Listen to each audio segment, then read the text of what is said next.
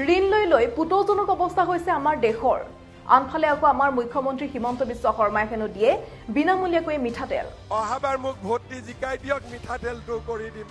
হ'ব, অহাবাৰ মোক ভোট দি জিকাই দিয়ক, মিঠাতেলটো।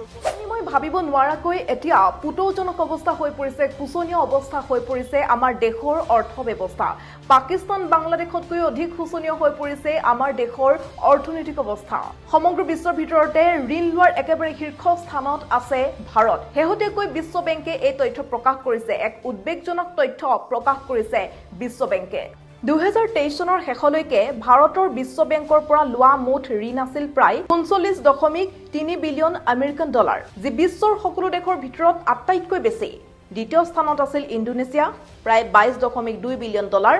আৰু 2025 চনত ভাৰতৰ মুঠ বৈদেশিক ঋণ হৈছে গৈ 661.7 বিলিয়ন ডলাৰ। 2047 চনৰ ভিতৰত মোদী চৰকাৰে বিকশিত ভাৰত গঢ়াৰ সংকল্প লৈছিল, ভাৰতক 5 ট্ৰিলিয়ন ডলাৰ অৰ্থনীতিলৈ ৰূপান্তৰ কৰাৰ সংকল্প লৈছিল। কিন্তু সেয়া বাৰু এতিয়া সম্ভৱ হৈ উঠিবনে? এই প্ৰশ্নৰ উত্থাপন হৈছে বিশ্ব বেংকৰ এই শেহতীয়া তথ্যৰ বাবে। ঋণৰ উপৰি ঋণ লৈছে কেন্দ্ৰীয় আৰু ৰাজ্য চৰকাৰসমূহে। ঋণৰ উপৰি ঋণ লৈছে কেন্দ্ৰীয় আৰু ৰাজ্য চৰকাৰসমূহে। আৰু এই আভ্যন্তৰীণ ঋণৰ বাবে অভাৱনীয় হাৰত বৃদ্ধি পাইছে বৈদেশিক ঋণৰ পৰিমাণ।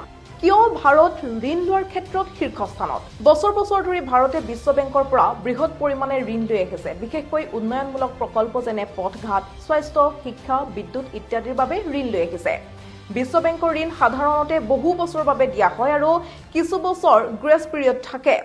এই কাৰণেই ঋণৰ মুঠ যি পৰিমাণ, সেই পৰিমাণ দীঘলীয়া সময়লৈকে থাকে। ইয়াৰ উপৰি যদিহে ৰূপী দুৰ্বল হয় তেনেহ'লে ঋণৰ মূল্য ডলাৰত বৃদ্ধি পায়। ইয়াৰ ফলত মুঠ বৈদেশিক ঋণৰ সংখ্যাও বেছি দেখা যায়।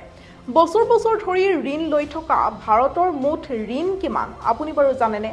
প্ৰথমে আমি ঋণৰ যিখন সঁচা প্ৰকৃত ছবি সেয়া আমি বুজিব লাগিব। ভাৰতৰ সৰ্বমুঠ ঋণ দুটাকৈ ভাগত বিভক্ত।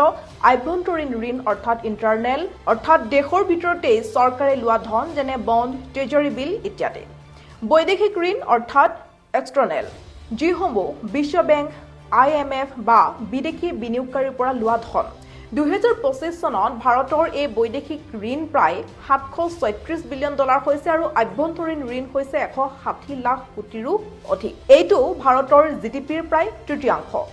ৰাস্তা ঘাট, ৰেলপথ, ডিজিটেল উন্নয়ন, শিক্ষা, ৰক্ষা এই সকলোখিনি গঢ়ি তুলিবলৈ এই ঋণে আচলতে ভাৰতক আগুৱাই নিয়াৰ ক্ষেত্ৰত শক্তি যোগায়। কিন্তু আচলতে সেই ঋণৰ দ্বাৰা দেশখনৰ কি উন্নয়ন কৰা হৈছে বা এনে কি উন্নয়ন কৰা হৈছে? অতি বেছি ঋণ মানে সুদৰ ভাৰ বৃদ্ধি পোৱা, টকাৰ মান হ্ৰাস পোৱা আৰু চৰকাৰৰ সামাজিক ব্যয়ত প্ৰভাৱ পৰা। 2025 চনত ভাৰতে নিজৰ আয়ৰ প্ৰায় 20% কেৱল সুদ দিবলৈ অৰ্থাৎ ধাৰ মাৰিবলৈ ঋণ পৰিশোধ কৰিবৰ বাবে খৰচ কৰিছে আৰু বাকী যে 80% আছে সেই 80%ৰে দেশখনক আগুৱাই নিবলৈ কাম কৰিছে। কিন্তু কি কাম কৰিছে? বিকাশ ক'ত হৈছে, কেনেদৰে হৈছে? আজিও কোটি কোটি যুৱক যুৱতী নিবনুৱা হৈ আছে। লাখ লাখ ল'ৰা ছোৱালীয়ে পঢ়িবৰ বাবে কিতাপ পোৱা নাই।